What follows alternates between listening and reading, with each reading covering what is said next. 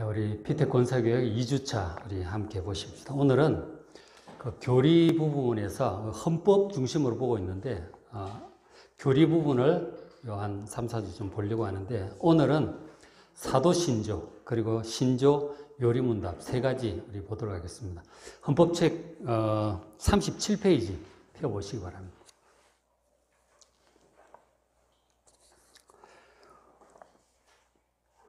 교리가 굉장히 중요해요. 지난주도 말씀드렸지만 여기에 합당하지 않으면 이단이 될 수 있는 것이죠. 굉장히 중요하다는 것이죠. 뭘 믿는가? 우리 장로교회는 무엇을 믿는가 하는 것이죠. 그래서 오늘 이제 제일 먼저 보면은 교리 부분에 있어서 제일 먼저 나오는 게 사도신경이에요. 사도신조, 사도신경입니다. 우리 기독교 신앙, 복음적인 기독교 신앙의 가장 복음의 뼈대가 되는 것이 사도신경이에요. 근데 사도신경을 보면 우리가 예배 때마다 이제 암송을 고백을 하는데 사도신경은 굉장히 오래됐어요. 굉장히 오래됐는데 정확히 언제 시작했는지는 잘 몰라요. 뭐 전승에 의하면은 사도들이 오순절날 은혜 받았을 때 한마디씩 고백을 했다는 그런 말이 있지만 그건 확인할 수가 없고 역사적으로 가장 오래된 기록이 이제 2세기 때 기록이 있어요. 2세기 때 그 이집트 북부에 있는 카르타고의 터툴리안이라고 하는 사람이 있는데 그 교부가 서기 150년에서 한 250년 정도 산 사람인데 그러니까 서기 1세기 후반에 2세기 이제 중후반에 기록에 서기 한 107, 80년 그 정도 되겠죠. 그때 이제 기록이 이렇게 되어 있어요. 전능하사 만물을 지으신 유일하신 하나님과 그의 아들 예수 그리스도를 믿사오니 그는 동정녀 마리아에게서 나시고 본디오 빌라도 아래에서 십자가에 달리시고 사흘 만에 죽은 자 가운데서 다시 살아나시어 하늘에 오르사 하나님 우편에 앉아 계시며 육체의 부활을 위해 산자와 죽은 자를 심판하러 오시리라. 그런데 신앙 고백이 있는 거예요. 비슷하죠, 지금과하고. 그런 형태에서 조금씩 덧붙여서 지금 형태가 이제 된 것이죠. 그러니까 사도신경은 복음의 뼈대고 핵심이에요. 그리고 실제로 교회에서는 이제 이것을 가지고 이 정도를 믿는 사람이래야 그 사람에게 세례를 줄 수 있습니다. 세례 문답의 기준이 또 되기도 하고요. 그런가 하면 이단을 분별하는 기준이 돼요. 같은 성경을 가지고 이 사도신경처럼 믿지 않고 다르게 믿으면 이제 이단이 될 수 있는 거죠. 사도신경이 그만큼 중요한 거예요. 성경에 없는데 이것을 왜 예배 때마다 암송하느냐. 그런데 교회 역사에서 정말 이 경험적으로 나온 아주 중요한 신앙 고백이에요. 그래서 그 루터, 칼빈, 종교개혁자들도 사도신경에 대해서 특별히 해설을 합니다. 그들의 신앙의 기초가 뼈대가 이제 사도신경이라는 거예요. 루터도 그렇고 칼빈도 그렇고 아주 특별히 사도신경을 다루고 있어요. 그리고 이제 16세기, 17세기 이어지는 이제 청교도 신앙이나 이 종교개혁 신앙 고백들이 있잖아요. 하이델베르그 신앙 고백, 뭐 제네바 신앙 고백, 웨스트민스터 신앙 고백 다 이제 16, 17세기 이제 신앙 고백들인데 그 기본 구조가 사도신경이에요. 사도신경을 뼈대로 해서 좀 더 자세히 이렇게 나가고 있는 것이죠. 우리 37페이지 한번 보시면 사도신조가 있죠. 그죠? 사도신경을 우리 지난번에 한번 전능하사 천지를 만드신 뭐 이렇게 나가는 걸 좀 개정을 했잖아요. 그게 2007년도에 개정을 해서 외우고 있는데 혹시 아직까지 못 외우시는 분들은 꼭 외우시기 바랍니다. 이 바뀐 거를 꼭 좀 외우시길 바랍니다. 그렇게 하시고 이거 전부 이제 보면 뭐를 믿습니다. 우리가 알고 이해하는 데서 넘어서서 성경에 있는 그 복음의 내용을 그대로 믿는 거예요. 뭘 믿느냐? 가장 중요한 첫 줄에 전능하신 아버지 하나님을 믿는 것이고 그 다음에 둘째 줄부터는 예수 그리스도입니다. 우리의 구원자 예수님을 이런 분으로 믿는다는 거죠. 하나님 유일하신 아들이고 성령으로 천의 몸에서 태어나신 분이고 십자가에 죽으신 3일 만에 살아나신 분, 승천하신 분, 다시 오실 분으로 믿는 거예요. 예수님을. 그 예수님에 대해서 뭐 딴소리 하면 예수님이 뭐 부활하신 게 아니고 몸은 죽으셨고 육체가 부활이 아니고 뭐 정신적인 부활 이런 얘기하면 안 되는 거예요. 이단이 되는 거죠. 그리고 뭐 처녀가 어떻게 아기를 낳냐, 그건 말도 안 된다. 이러면 그것도 이단이 되는 거죠. 그죠? 그러니까 예수님의 부활, 뭐 십자가 속죄, 그리고 예수님이 하나님 우편에 계신다는 거, 그리고 다시 오실 거라고 하는 재림에 대한 믿음, 이런 믿음 있는 사람이라야 정말 제대로 성경을 믿는 사람인 거지. 예수님에 대한 믿음, 그 다음에 성령님을 믿고, 그 다음에 교회에 관해서 거룩한 공교회, 성도의 교제 이런 것들, 죄 용서. 죄 용서가 이제 굉장히 중요합니다. 근데 자유주의 신학자들은 뭐 죄 용서 이런 건 없어요. 그런 건 관심도 없고 그렇죠. 뭐 사람들끼리 서로 사랑하고 아름다운 공동체를 하고 섬기고 이런 얘기만 하지 뭐 구원, 죄 용서 이런 거 없어요. 부활, 뭐 처녀 탄생 전혀 믿지 않죠. 그래서 이제 그건 분명히 잘못된 믿음인 거죠. 그 다음 마지막 몸의 부활과 영생, 이건 구원의 완성이잖아요. 이게 이제 우리 신앙의 핵심이에요. 복음의 핵심이다. 이것과 딴소리하면 이단이 되는 거죠. 성경을 믿되 이렇게 믿는 거예요. 사도신경이 그렇게 중요합니다. 그러니까 저도 이제 개인 기도할 때 사도신경을 항상 외워요. 외우고 기도를 합니다. 사도신경을 늘 꼭 이렇게 한 번씩 외워보시길 바랍니다. 자, 이게 이제 우리 신앙의 뿌리가 되는 것이 이제 기초, 뼈대가 되는 게 사도신경이고, 그 다음에 한 장 넘기시면 신조 있죠, 신조. 2부 신조가 있는데, 이 신조는 우리 장로교회 신조입니다. 장로교회는 이렇게 믿는다는 거예요. 대한예수교 장로의 신조다 하는 거예요, 이것이.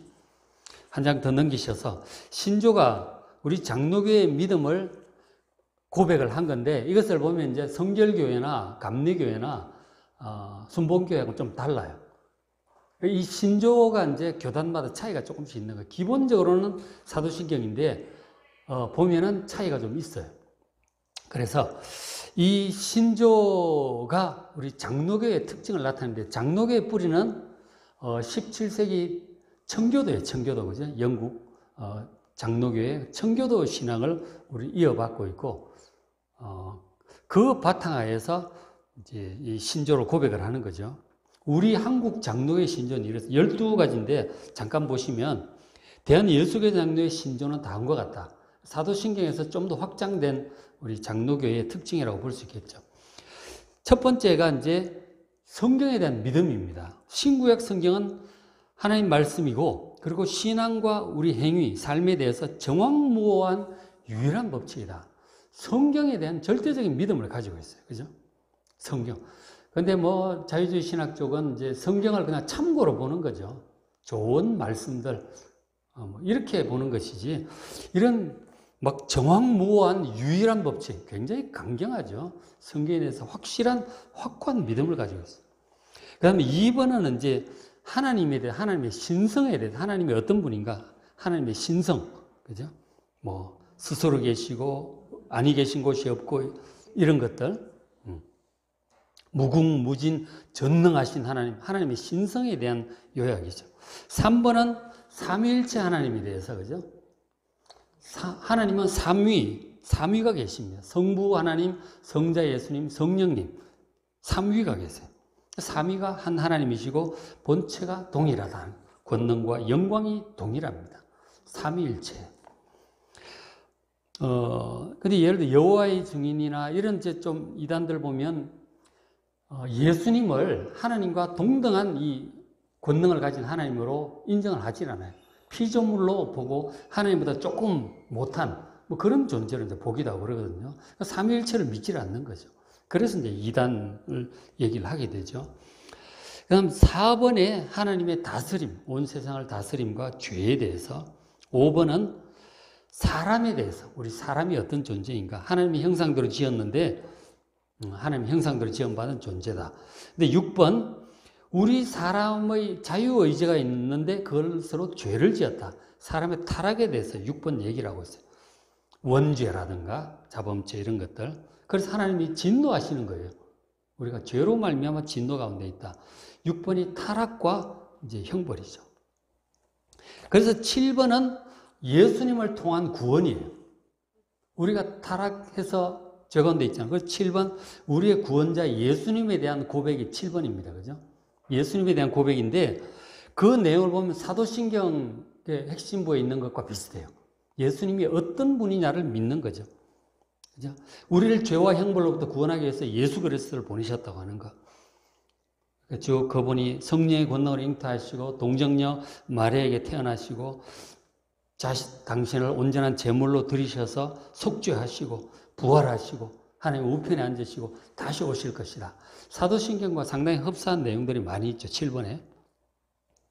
그 다음 8번. 8번은 성령이에요. 성령. 성령에 대한 믿음. 성령이 어떤 분이신가 말씀을 하고 있는데, 성령께서, 예수님께서 우리의 구원을 위한 모든 일을 다 이루셨거든요. 속죄도 하시고 그 부활하심으로 우리가 부활할 수 있는 그걸 다 준비해 주셨어요. 부활과 영생. 근데 그걸 실제로 우리에게 적용시키고 우리가 그렇게 구원받게 하는 것, 죄 용서받게 하고 거듭나게 하고 영생을 얻게 하고, 이거는 누가 하느냐. 그건 성령께서 해주시는 거예요. 예수님은 우리의 구원을 위한 모든 걸 이루셨는데 그를 각 사람에게 적용하셔서 실제로 구원하시고 구원의 완성으로 인도하시는 분은 성령이세요. 보혜사 성령. 지금 성령 시대죠. 성령님의 은혜와 도우심 없이는 우리가 갈 수가 없어요. 구원의 완성에 이를 수가 없게 되는 거죠. 성령님이 정말 중요한 거예요. 죄 깨닫게 하시고 회개도 하시고 예수님 믿을 수도 있게 해주시고 믿음도 성령께서 주시는 거죠.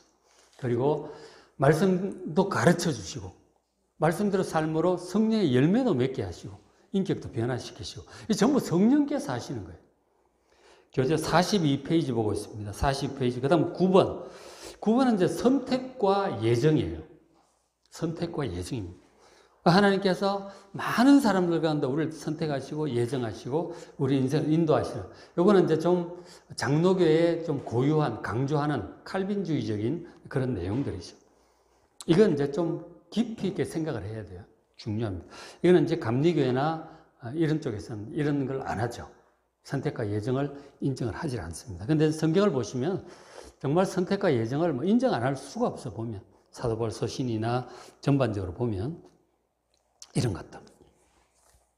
그 다음에 10절에 보시면 10절에 그리스도가 세우신 성례에 대해서 10절에 10번 성례 있습니다. 성례.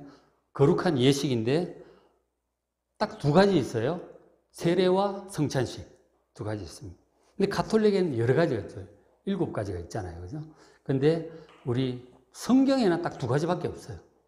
세례와 이 성례 부분 때문에 종교개혁 시대 때 얼마나 많은 논쟁과 특히 가톨릭과의 논쟁, 개신교 안에서도 뭐 루터와 쯔빙글리가 그렇게 논쟁하고 막 언성을 높이고 그랬다 그러더라고요. 이게 참 어렵고 중요해요. 지금 우리는 그냥 간단하죠. 예수 안 믿는 사람 처음 믿게 될 때 세례를 베풀고 그리고 성찬식을 하잖아요. 두 가지. 그 다음에 11번. 11번 보시면은 신자의 본분 나오죠. 그리스도인 성도의 의무랄까요, 본분. 입교하고 서로 교제하고. 그러니까 반드시 세례받고 서로 이제 주 안에서 교제하고 성례 받고 법도를 지키고, 법례라고 하는 것은 이제 성경 말씀 그리고 이 헌법 이런 것들이죠. 주의 법 복종하고 항상 기도해야 된다. 교인은 주의를 거룩하게 지켜야 된다. 그리고 주를 경배하기 위해서 함께 모여 주의 말씀으로 설교함을 자세히 들어야 된다. 예배와 설교가 굉장히 중요하죠. 그리고 하나님이 저희를 풍성하게 하심을 따라 헌금하는 것. 이것도 이제 성도의 본분이죠. 그 다음에 그리스도의 마음이 동일한 마음을 서로 나타내며 그리스도를 닮아가도록 하고, 그 다음에 그리스도의 나라가 온 세계에 확장하기 위해서 힘쓰고 전도하고 세계를 위해서 기도하고, 또 마지막으로 주께서 영광 가운데 나타나심을 바라고 기다릴 것이다. 예수님의 재림을 기다리는 믿음. 이게 성도의 본분이에요. 그죠? 그리고 12조 보시면 이 부활과 최후의 심판입니다. 구원의 완성이죠. 죽은 자가 마지막 날 부활함을 얻고, 육체의 부활입니다. 영혼만 천국 가서 이렇게 떠다니는 것이 아니고, 예수님, 우리가 죽으면 일단 그렇게 영혼만 천국에 가 있다가 예수님 다시 오실 때 부활을 하게 되는, 몸으로 부활을 하게 되는 거예요.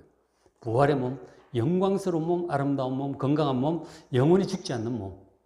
부활의 몸을 입고 새하늘과 새 땅에서 영원히 사는 것이 최종편이에요. 그걸 아셔야 돼요. 죽어서 천국 가는 게 끝이 아니에요.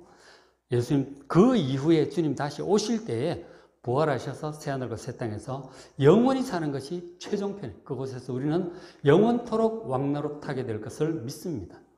이게 성경적인 믿음이죠. 그리고 부활할 그때에 최후의 심판이 있죠. 그리스도의 심판하시는 보호자 앞에서 이 세상에서 선악간에 행한 바에 따라 보응을 받습니다. 그리고 그리스도를 믿고 복종한 자는 현재의 사함을 얻고 영광 중에 영접을 받게 될 것입니다. 그리고 이제 그곳에서 영원히 왕노릇하게 되는 것이죠. 이것이 우리 장로교의 신조 12조 기본 핵심을 담고 있죠. 여기 이제 가장 특징적 중에 하나가 선택과 예정교리 부분이 장로교의 가장 특징적인 부분이라고 할 수 있죠. 자, 그렇게 해서 이제 신조를 봤고요. 자, 그 다음 한 장 넘어가서 3부 요리문답이 있습니다. 요리문답. 요리문답이 뭐라 그랬죠? 요리를 어떻게 잘할 것인가에 관한 문답이 아니고, 그죠? 중요한 교리문답이에요. 그죠? 중요한 교리문답입니다. 이 교리문답은 어떻게 보면 사도신경의 확장이라고도 할 수도 있고, 그리고 다르게 표현한다면, 이것이 이제 1647년도에 이제 확정이 영국 의회에서 확정이 된 거예요. 청교도들의 신앙 확정이 된 것인데, 그 청교도들의 신앙 고백이 우리가 다음 시간에 볼 웨스트민스터 신앙 고백인데, 그 신앙 고백인 상대적으로 두께가 있거든요. 상당히 양이 좀 되니까 가능한 한 간추려서 쉽게 요약을 해서 문답 형식으로 만든 게 요리문답입니다. 요리문답이 두 가지가 있는데 대요리문답 그리고 소요리문답이 있어요. 대요리문답은 설교자들을 위해서 이게 딱 이렇게 문답 형식으로 좀 더 자세히 정리해 둔 것입니다. 설교자들이 그것을 보고 설교를 이제 주제를 정해서 할 수 있도록 그렇게 되어 있는 게 대요리 문답이고, 소요리 문답은 성도들의 신앙 교육을 위해서 이 신앙 고백을 간략하게 문답 형식으로 요약을 한 것입니다. 그게 쉽죠, 그죠? 요약으로 그렇게 했습니다. 이것이 이제 언제 만들어졌냐면 영국 장로교회 총회인 웨스트민스터 총회에서 준비를 했고요. 몇 년에 걸쳐서 4년인가 긴 기간에 걸쳐서 준비를 했고, 그 다음 영국 국회에서 1647년에 확정이 됐어요. 이 요리문답이. 1647년. 거의 뭐 400년 됐잖아요. 400년 정도 된 오래된 청교도들의 신앙 고백. 영국 의회에서 확정이 된 거예요. 영국의 믿음이 참 좋았단 말이에요. 그죠? 그렇게 했고요. 그래서 우리가 그 영국 그 스코틀랜드 장로교의 전통을 이어받아서 우리가 그 믿음을 그대로 이제 전통을 이어가고 있는 것이죠. 그래서 이제 헌법에 기록된 요리문답은 소요리문답입니다. 대요리, 소요리 중에 소요리문답 107문, 107문, 대요리문답은 좀 더 많아요. 길고. 107문이 우리 장로교 헌법에 그대로 기록되어 있습니다. 우리가 청교도 신앙을 그대로 이어받고 있다고 하는 거죠. 우리 장로교회가. 자, 한 장 넘겨서 46페이지 요리문답 좀 보겠습니다.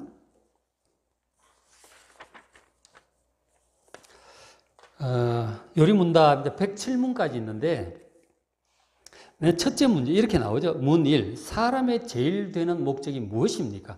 인생의 목적이 나오는 거예요. 우리 사람들은 어떻게 하면 돈을 많이 벌고 좀 더 많이 누르고 노를 평안히 살다가 죽을까? 그게 인생의 목표가 되어 있잖아요.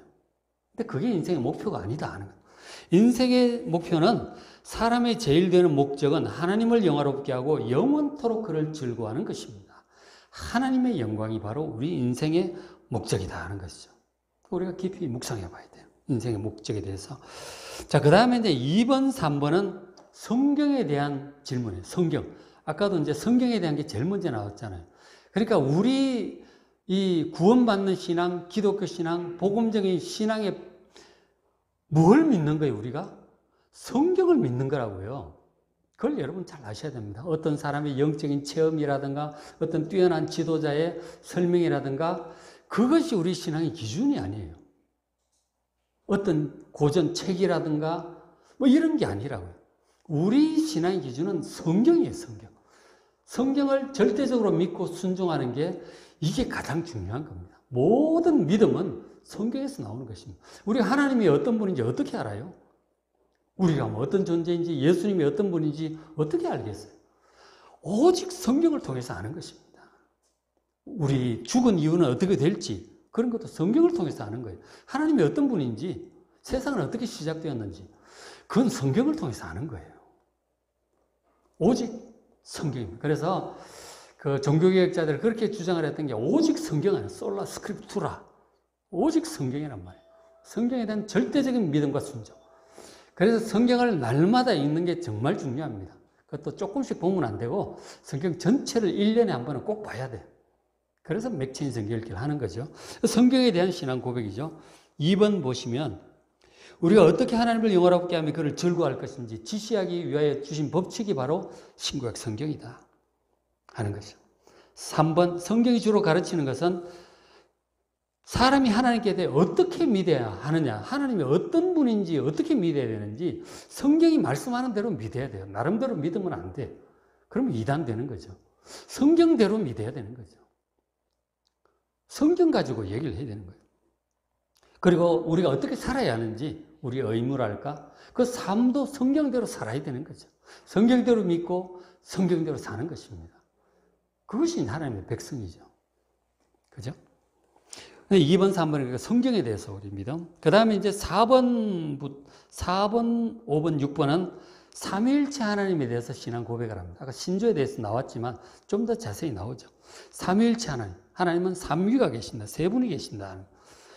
그래서 4번은 하나님의 신성에 대해서 이제 하나님의 뭐 지혜, 능력, 공의, 뭐 영원 불변 이런 신성에 대해서 얘기를 하고 5번 하나님 한 분밖에 없다. 그리고 6번에는 하나님에는 삼위가 세 분이 계신다. 이렇게 위라는 게 한 분, 두 분, 세 분 그런 얘기잖아요. 세 분이 계신다.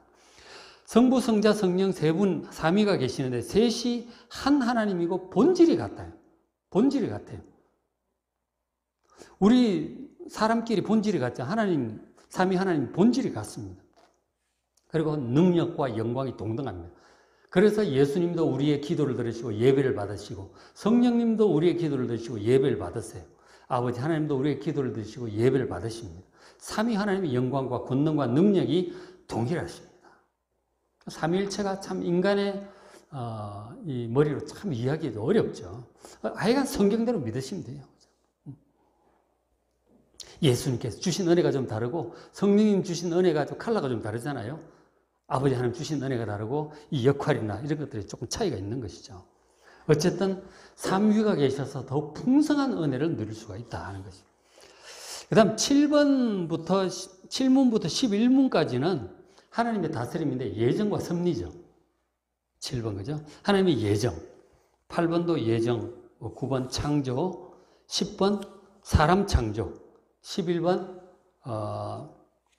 하나님의 섭리. 섭리라는 말은 다스림이라는 뜻이에요. 아까 제가 뭐 전염병 얘기도 하고 그랬지만 다스림이에요. 하나님께 다스린다는 사실을 알고 하나님 앞에 겸손해야 되는데 믿지 않는 사람들은 하나님의 다스림을 받으려고 하지도 않죠. 인정도 안 하고 받으려고 하지도 않습니다. 하나님 앞에 교만한 것이죠. 불신, 무지, 교만. 이런 게 이제 사실은 죄가 되는 거죠. 그렇죠?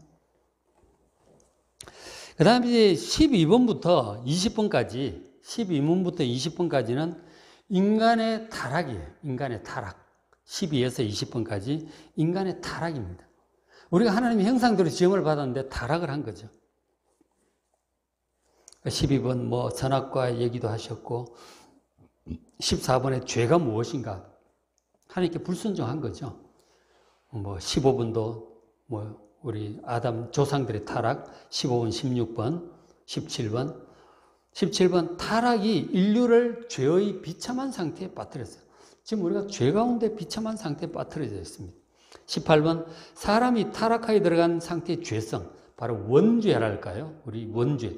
그리고 원죄가 태어나면서도 죄악성이 우리 속에 있는 거죠. 그리고는 우리가 실제로 그 죄악성으로 말미암아 죄를 짓습니다. 행동으로 짓고 말로도 짓고 생각으로도 짓고 하나님께도 짓고 사람들에게도 짓고 우리 자신에게도 죄를 지어요. 그 죄 때문에 멸망하는 거죠. 그래서 그 죄로부터 구원을 받아야 되는 거잖아요. 그래서 예수님께서 오신 거라고요. 그래서 원죄, 자범죄 이런 것들. 자, 19번. 그 다음. 사람이 타락하에 빠져들어간 상태 비참함. 우리가 이제 어떤 비참한 상태에 있는가? 자, 모든 인류는 그들의 타락으로 말미암아 하나님과 교제를 잃었어요. 하나님과 끊어져 버렸어요. 그리고 하나님의 진노와 저주 가운데 있습니다. 따라서 이 생을 온갖 비참 속에서 지내고 고난과 뭐 그렇게 사는 거죠. 다 힘들잖아요, 인생이. 그러다가 죽는 거죠. 그리고는 죽고 끝나는 것도 아니야. 지옥의 영원한 고통을 당하게 되는, 이것이 우리 사람이 처한 비참한 상황이에요. 구원받지 못하면 여기서 벗어날 자가 없어요. 그래서 구원받아야 되는 거예요.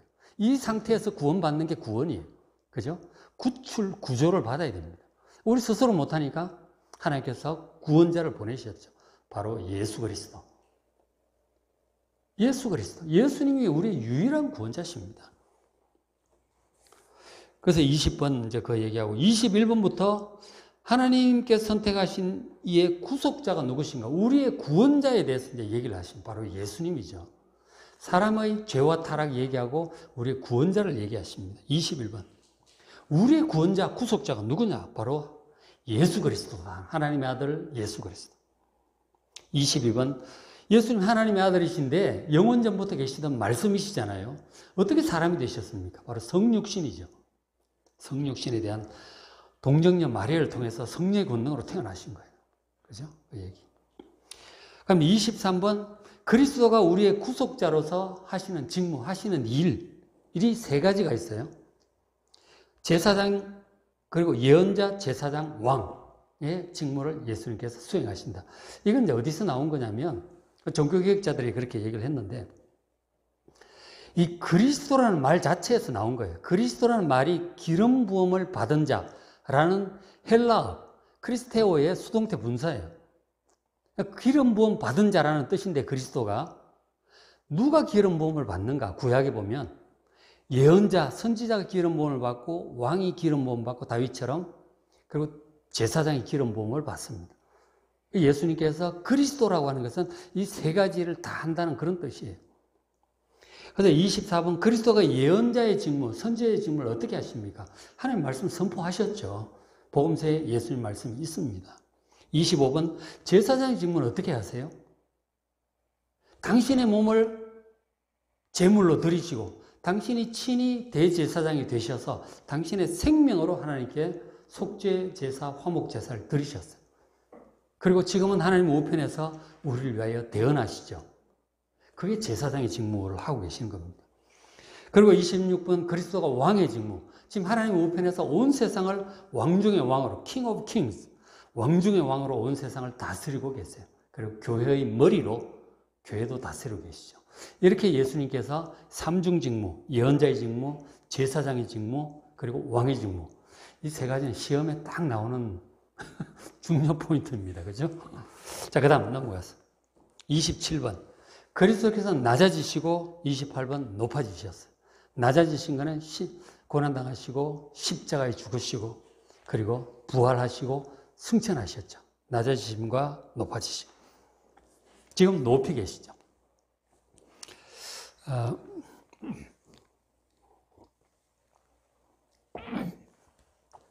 자, 그 다음 29번부터 36번까지 성령의 구원 역사입니다. 29번부터 36번까지. 그러니까 이제 예수님께서 구원에 관한 필요한 것을 다 이루셨잖아요. 다 이루셨는데 그게 각 사람에게 적용되게 하는 분이 누구라고요? 성령께서 하시는, 성령께서 회개도 하게 하시고 예수님을 믿게 영적인 눈도 열어주시고 막 그렇게 하는 거예요. 그리고 말씀도 깨닫게 하시고 예배 받을 때 은혜도 받게 하시고 성경 읽을 때 은혜도 받게 하시고 말씀대로 살 용기도 주시고 낙심했을 때 힘도 주시고 막 그러시잖아요. 성령께서 하시는 일입니다. 그 성령께서 우리를 어떻게 실제로 한 사람 한 사람을 어떤 식으로 구체적으로 구원해 가시는가 그 내용을 얘기를 해주고 있습니다. 29번, 30번 성령께서 그리스도께서 값주고 사신 구속 피값으로 우리를 사셨단 말이에요. 그것을 어떻게 우리 한 사람 한 사람 적용하시는가 하는 거죠. 보시면 답 30번 보세요. 성령께서 그리스도께서 값주고 사신 구속을 우리에게 적용하시는 것은 우리 안에 믿음을 일으키신다. 영적인 눈을 열어주셔서 예수님을 하나님을 믿게 하세요. 또 우리를 효과적으로 불러주셔서 우리가 예수 안 믿고 모를 때는 그냥 막 살아가잖아요. 근데 불러내세요. 이거는 여러분 이제 처음 예수 믿게 될 때 장면을 떠올려 보시면 알 겁니다. 어떻게 해서 예수를 믿게 되었는가? 부모를 통해서 따라가기도 하고 전도자 피해서 도망다니다 끌려서 따라가기도 하고, 그죠? 혼자 그냥,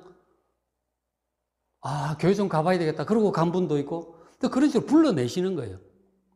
어떤 분은 보니까 법당에서 기도하고 있는데 찬송가 소리가 들리더래, 스님인데. 그래갖고 예수 믿게 된 사람도 있다 그러더라고. 별 희한하게 예수 믿는 사람들이 있어요. 여러 가지, 사업이 망해가지고 죽으려고 막 자살하러 갔다가 또 하나님의 음성을 듣고 돌아온 사람도 있고 막 그래요. 이게 불러내시는 방법이에요. 효과적인 부르심이라고 콜링이 있다 하는 거죠. 그런 것도. 효과적으로 불러 그리스도와 하나 되게 하신다. 성령께서 하시는 일 전체를 이 30번에 요약을 해주고 있어요. 이걸 하나씩 풀어서 31번의 효과적인 부르심, 예수 믿도록 불러내시는 것. 그 다음 33번, 우리를 예수님을 믿게 하시고 의롭다 하십니다. 예수를 믿을 때 우리의 죄짐이 다 용서받잖아요. 의롭게 되는 거예요. 의인이 되어야 하나님께 나아갈 수 있죠. 34번, 양자로 삼으십니다. 우리가 친자식은 아니고 친아들은 예수님밖에 없죠. 우리 양자예요. 예수님을 통해서 양자도 친자녀와 똑같은 권리와 의무를 갖게 되죠. 그죠? 우리 양자로 우리가 이제 입양이 되는 거. 하나님의 양자로 입양이 되는 것입니다. 그 다음 35번, 거룩하게 하십니다. 우리가 예수 믿고 나면 점점 거룩해집니다. 우리를 거룩하게 구별하셨는데 실질적으로 말씀을 듣고 기도하고 예배드리고 은혜 받고 이러다 보면 점점 말씀을 따라 점점 거룩하게 되어가죠. 그죠? 그렇게 살아가게 돼요. 성화된다 그러죠. 성화. 36번 이런 은혜들이 있고 37번부터는 이제 37, 8번은 영화입니다. 영화. 앞에 성화, 거룩하게 된 37, 8번 영화롭게 된다. 구원의 완성을 얘기하는 것입니다. 37번, 8번. 신자들이 죽을 때 그리스도로부터 받는 혜택. 영혼이 완전히 거룩해지고 그 육체는 땅에서 쉬고 이제 영혼은 하나님 나라에 들어가죠. 천국에 일단 들어가요. 육신은 땅에 묻히고. 그리고 38번 신자들이 부활할 때가 오는 거죠. 영혼이 그렇게 있는 것이 아니고 예수님 재림하실 때 부활한다는 거죠. 부활 때 신자들은 영광중의 일으킴을 받아서 부활을 해서 새로운 부활의 몸을 입혀주셔요. 옷을 갈아입혀 주신다니까 얼마나 좋아요. 우리가 이 몇십 년 쓰고 나니까 옷이 막 낡아졌잖아요. 우리 권사님 막 70 넘어가고 이러시니까 막 여기저기 아프시고 막 위장도 아프고 허리도 아프고 막 그렇잖아요. 옛날처럼 젊을 때도 예쁘지도 않고. 근데 오래 쓰니까 낡은 거죠. 나중에 주님 다시 오실 때 아주 아름다운 새 몸을 입혀주실 줄로 믿습니다. 기대하십시오. 정말 아름다운 몸, 건강한 몸을 다시 입혀주실 거예요. 그래서 이 몸 아프고 늙어가는 것에 대해서 너무 애통해하지 마십시오. 더 아름다운 몸을 지금 세상에 있는 어떤 연예인보다도 아름다운 몸을 우리에게 입혀주실 겁니다. 저분이 누구거나 알 수는 있는데 가장 아름답다, 영광스럽다는 거죠. 그래서 늙어가는 것, 쇠약해지는 것 너무 억울해하지 마십시오. 이거는 다 벗어두고 가면 나중에 새로 입혀주신다는 거죠. 몸의 부활. 그런 것들. 그런 것들. 이제 새하늘과 새 땅에서 영원토록 이제 하나님을 섬기며 왕으로서 다스리며 살게 되는 것이죠. 자, 그 다음 39번부터 81번까지. 39에서 81번까지 성도의 삶에 우리가 어떻게 살아야 되느냐. 구원받은 성도는 어떻게 살아야 되느냐. 39에서 81까지 상당히 길죠. 거의 40문 가까이. 성도의 삶인데 정말 그리스도인답게 잘 살아야 돼요. 그죠? 하나님 자녀답게. 근데 그걸 설명을 하는데 그 뼈대가 뭐냐면 10계명이에요. 10계명이 성도의 삶의 뼈대가 됩니다. 우리가 어떻게 살아야 하는지 그 기본 원리들이 10계명에 다 있어요. 10계명이 굉장히 중요합니다. 굉장히 중요해요. 39문. 하나님께서 사람에게 요구하시는 의무는 그의 계시된 뜻에 복종하는 일입니다. 하나님 말씀에 복종하여 말씀에 순종하며 사는 거죠. 그게 성도의 의무입니다. 해도 되고 안 해도 되는 게 아니고 반드시 그렇게 하셔야 돼요. 그래야 복을 받습니다. 그렇게 안 하면 재앙이 임한다. 그런 말씀을 하시잖아요. 자, 40번. 그래서 이제 10계명, 이 도덕법이라고 하는 게 있는데 41번. 도덕법은 우리의 윤리, 행동의 기준을 얘기하는 거예요. 어떻게 살아야 되느냐. 우리가 하고 싶은 대로 막 해도 되느냐? 해도 되는 게 있고 안 해도 되는 게 있어요. 행동의 기준이 되는 게 도덕법이잖아요. 우리 세상의 도덕것만이 아니고 하나님께서 주신 이 도덕법이 바로 10계명이에요. 10계명. 10계명을 기본적으로 지켜야 됩니다. 그죠? 10계명 원리, 그것으로부터 이제 10계명이 10가지가 있는데 10가지를 전체적으로 크게 요약하면 2가지입니다. 42번. 10계명의 요지가 무엇입니까? 10계명의 요지는 우리의 온 마음, 온 영혼, 온 힘, 온 뜻을 다해서 하나님을 사랑하고 그리고 이웃을 우리 자신처럼 사랑하는 것입니다. 이것이 10계명 전체 요약입니다. 1, 2, 3, 4는 하나님을 사랑, 5, 6, 7, 8, 9, 10 이웃을 사람, 하나님 사랑, 사람 사랑. 예수님도 그러셨죠. 성경 전체 요약이 그거라고. 10계명 정신도 똑같아요. 하나님을 전심으로 사랑하는 마음으로 1, 2, 3, 4 보시고 이웃을 사랑하는 마음으로 5, 6, 7, 8, 9, 10 보시기를 바랍니다. 그게 기본 원리예요. 그렇게 해서 쭉 보시면 45번에 첫째 계명 나오죠. 그러니까 하나님 외에 다른 신을 섬기지 말고 우상 숭배 이런 거 하면 안 돼. 오직 하나님만 섬겨야 돼. 그죠? 45, 46, 47, 48까지 첫째 계명이죠. 오직 하나님만 섬기라. 49번은 둘째 계명, 우상을 만들지 말라고 하는 거예요. 49, 50, 51, 52까지 둘째 계명이죠. 그다음 53, 셋째 계명입니다. 하나님 이름을 망령되이 부르지 말라. 그렇게 했죠. 54번, 55, 56까지 이제 나오죠. 그죠? 57번 넷째 계명. 넷째 계명은 안식일을 기억하여 그날을 거룩히 지키라 그랬죠. 그죠? 넷째 계명은 일주일에 하루를 구별해서 일을 쉬고 하나님께 예배드리는 날. 지금 이제 우리 신약 시대로 넘어오면서 유대인들에게서 이 그리스도인들이 분리가 되면서 토요일 안식을 해서 주일, 일요일 예배 드리는 것으로 교회가 이제 전통이 바뀌게 되었죠. 그것에 대해서는 제가 여러 번 말씀을 드린 적이 있습니다. 그래서 주일을 거룩하게 잘 지키시길 바랍니다. 일도 쉬고 그리고 예배 드리는 것이다. 58번 넷째 계명에서 요구하는 건 59번 좀 볼게요. 있네요. 59번. 일회 중 어느 날을 하나님께 정하여셔서 매주간의 안식일을 삼으셨습니까? 안식일. 자, 답. 세상 처음부터 그리스도의 부활 때까지는 하나님께서 한 주간의 7째 날, 바로 토요일이죠. 토요일을 매주간의 안식일로 삼으셨단 말이에요. 자, 그 후부터 예수님 부활 때부터는 세상 마지막까지 주님 재림하실 때까지 한 주간의 첫날, 바로 일요일입니다. 일요일을 안식일로 삼으셨습니다. 이 날은 그리스도인의 안식일입니다. 명백히 하시길 바랍니다. 그리스도인의 안식일은 주일이다. 그날을 거룩하게 잘 지키시길 바랍니다. 안식교에서 자꾸 이것에 딴 얘기를 자꾸 하거든요. 주일은 로마의 콘스탄티누스 황제가 태양신 숭배의 날을 바꿔버렸고 어쩌고저쩌고 막 그런 얘기를 합니다. 그러니까 토요일 안식일을 지켜야 된다고 구약으로 돌아가야 된다는 식으로 자꾸 얘기를 하는 거예요. 안식교가. 그런 얘기만 하는 게 아니에요. 구약에는 율법을 다 지켜야 된다. 돼지고기 먹으면 안 되고, 뭐는 안 좋고, 그러다 보면 유월절을 지킨다는 등, 이런 식으로 자꾸 하는 거예요. 그러면은 예수님의 십자가가 점점 희미해지는 거예요. 예수님의 십자가 아니고서는 구원받을 수 없어요. 예수님의 십자가가 희미해지는 일을 하는 거예요. 그런 사람들이. 그런 데는 현혹이 되면 안 된다. 그래서 다른 거죠. 신주하고 다른 얘기를 하면 이 59문과 다른 이 안식일에, 주일에 관해서 딴 얘기를 하면 이단이 될 수 있는 것입니다. 안식일이나 다 이제 문제가 있죠. 그러니까 이런 식으로 이 헌법이 이단과 바른 믿음을 구분하는 역할을 하고 있는 거예요. 60번 안식일 거룩하게 하는 방법, 60일, 62까지 주일 성수에 관한 말씀이죠. 63번 다섯째 계명이죠. 부모 공경.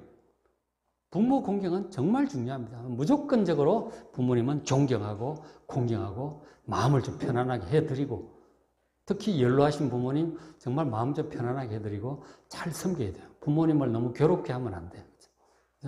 부모님을 편하게 해드리고 여러분 효도하시고 공경하시기 바랍니다. 이미 돌아가셔서 어쩔 수 없지만 살아계시면 부모님께 효도하시기 바랍니다. 그죠? 마음을 가볍게 하고 기쁘게 해드려야 돼요. 그죠? 64번, 65번, 66번까지 그러니까 부모 공경입니다. 그죠? 그 다음에 67번 여섯째 계명 살인하지 말라는 거죠. 살인하지 말라고 하는 것은 예수님 말씀하셨죠. 이웃을 미워하지 말라. 이웃을 사랑하라는 말씀이죠. 해를 끼치지 않도록. 70번, 70문 일곱째 계명 간음하지 말라. 그렇죠? 자기 부부지간 외에 간음하지 않도록 엄격하게 금하시면 가정을 무너뜨리는 그런 죄잖아요. 그죠? 그 다음 73번, 73문 여덟째 계명은 도둑질하지 말라. 남의 거 탐내지 말고, 그죠? 열심히 일해서 성실하게 해야 되는 거예요. 배임, 횡령, 도둑, 사기, 물질적으로 이렇게 선이 희미한 그런 거 안 됩니다. 남의 것 탐내거나 부러워하거나 그런 것들도 이제 다 이 계명에 어긋나는 거죠. 여덟째 계명이 물질에 관해서 깨끗해야 된다. 76문 76, 아홉째 계명. 이거는 이제 이웃에 대해서 거짓 증거하지 말라 하는 거죠. 거짓말하지 말고 특별히 이제 어떤 중요한 판단을 해야 될 때 남 해칠 목적으로 거짓말을 이렇게 꾸며내고 하는 거. 거짓 증거하지 말라. 79번 열째 계명 마지막이죠. 이웃의 것을 탐내지 말라. 이웃 뭐 부자든 뭐 그 집이나 아내나 남편이나 이종이나 자녀나 재산이나 뭐나 이웃 거 쳐다보지도 마십시오. 남의 것 쳐다보지도 말라. 이웃의 것을 탐내지 않도록. 그러니까 반대 말씀으로 이제 하기를 이제 자족하라고 그러셨잖아요. 감사하고 자족하고 자기 남편이 최고고 자기 자녀가 최고, 자기 부모가 최고고 자기 집이 최고야. 남의 집 큰 뭐예요? 작아도 우리 집이 좋은 거야. 우리 집을 잘 가꾸고 그렇게 하는 거예요. 자기 식구가 최고로 좋은 거예요. 그죠? 그러니까 남의 것 쳐다보지도 말라 하는 그런 말씀을 이제 해주고 있습니다. 이 10계명에 이제 삶의 기본 원리가 이제 다 있는 거죠. 있습니다. 자, 그 다음에 이제 82번부터 90번까지 이제 이 죄에 대해서 다시 한번 얘기를 해주고 있어요. 하나님 말씀대로 살아야 되는데 계명의 말씀을 들었는데 잘 못 살 때가 있잖아요. 잘 안 될 때가 있어요. 말씀대로 살아야 되는데 그렇게 못할 때가 종종 있다니까. 잘하는 건 잘하는데 안 되는 건 영 잘 안 돼. 그래서 사람들 피해가 되기도 하고 이제 그런 일이 있는데 어쨌든 그래서 자신의 연약함을 느끼고 죄 문제를 또 고민을 하게 되죠. 그 부분을 또 얘기를 하고 있어요. 82번 사람이 하나님의 계명을 완전히 지킬 수 있습니까? 그게 잘 안 되잖아요. 그래서 이제 84번 죄를 지으면 보응을 받게 돼요. 그에 대한 대가를 치르게 되는데 그래서 이제 저주와 진노를 피하기 위해서 우리가 어떻게 되는가? 회개해야 된다는 거죠. 회개하고 가능한 말씀대로 잘 사는 게 좋은 거죠. 그렇게 잘 해서 87번 생명에 이른 회개도 있고요. 이제 쭉 나와 있습니다. 그 다음에 이제 그 88번 보시면 그리스도의 구속의 은혜, 하나님께서는 은혜를 베푸셨는데 하나님의 은혜가 우리에게 전달되는 방법이 있어요. 그 은혜의 방편이라고 하는데 외형적인 방법들. 그 답의 중간에 보면 끝에 말씀, 성례, 기도 세 가지 있죠. 그죠? 88번 그 답 중에 두 번째 줄 끝에 그 설교 말씀과 성경 읽는 말씀 중요하고 성찬식이 중요하고 기도가 중요해요. 말씀과 기도 이게 우리 신앙 은혜 받는 가장 중요한 통로들인 거죠. 그게 이제 성례가 포함이 되고 그렇죠? 89번 말씀이 우리에게 구원받게 하는 그런 것들이 있는 것이죠. 그래서 90번에 이 말씀이 정말 중요하기 때문에 부지런히 읽어야 된다. 그 다음 91번부터 97번까지는 성례에 관해서 말씀합니다. 성례. 세례와 성찬에 대해서 좀 더 자세히 해줘요. 지금은 이제 우리 지금 현대교회에서는 중요성이 조금 떨어졌죠. 원래 좀 자주 해야 되는데 여러 가지 이유로 잘 못하고 있죠. 91에서 97까지 성례식, 세례와 성찬에 대해서 말씀합니다. 자, 그 다음 98번 가봅시다. 98번. 문 98. 이제 마지막 부분이죠. 98부터 끝까지, 107문까지 기도에 대해서 교훈해요. 기도를 이렇게 해야 된다는 거죠. 그 핵심 기도의 방법으로 주님께서 가르쳐 주신 게 뭡니까? 주기도문이죠. 주기도문이 우리 기도의 텍스트입니다. 교재가 돼요. 교과서가 되는. 그래서 주기도문을 기준으로 해서 한 구절 한 구절 6가지인가요? 6가지 기도 제목을 중심으로 이렇게 하나씩 얘기를 해주고 있습니다. 기도는 이렇게 하라.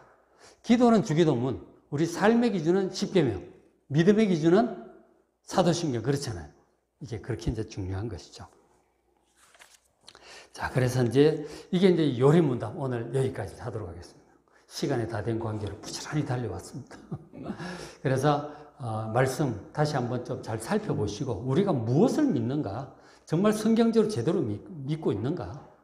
제가 여러분들에게 설교한 그 내용들이 과연 성경적인가? 잘 생각해 보시고 성경적으로 믿고 사도신경처럼 성경적으로 기도하고 주기도문처럼 성경적으로 살고 십계명처럼 그렇게 잘 살아가는 여러분 되시길 바랍니다.